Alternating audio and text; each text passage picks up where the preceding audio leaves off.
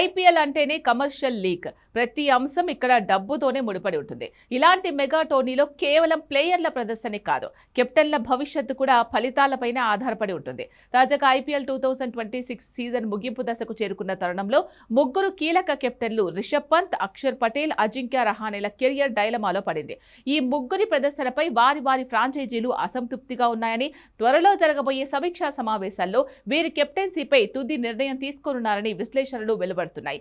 జట్ల వైఫల్యాలు, వ్యూహాత్మక లోపాలు వీరి భవిష్యత్తును ప్రశ్నార్థకం చేశాయి. లక్నో సూపర్ జైంట్స్ వైఫల్యం ఈ సీజన్లో అత్యంత ఒత్తిడికి గురైన కెప్టెన్ గా రిషబ్ పంత్ నిలిచాడు. లక్నో సూపర్ జైంట్స్ జట్టు ప్లే ఆఫ్స్ రేసు నుంచి నిష్క్రమించడం యాజమాన్యాన్ని ఆగ్రహానికి గురిచేసింది. పంత్పై ఫ్రాంచైజీ కోట్లు కుమ్మరించినప్పటికీ దానికి తగ్గ ఫలితాలు రాలేదు. 11 మ్యాచ్ల్లో కేవలం 251 పరుగులు చేయడం, అందులోనూ స్ట్రైక్ రేట్ 138 వద్ద ఆగిపోవడం పంత్ ఇమేజ్ కు గండి కొట్టింది.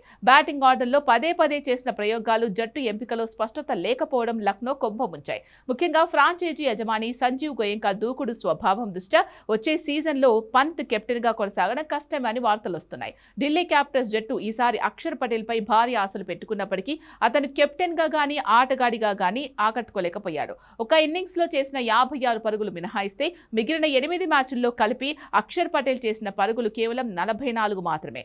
112 స్ట్రైక్ రేట్ తో బ్యాటింగ్ చేయడం T20 ఫార్మాట్ లో ఆమోదయోగ్యం కాదు.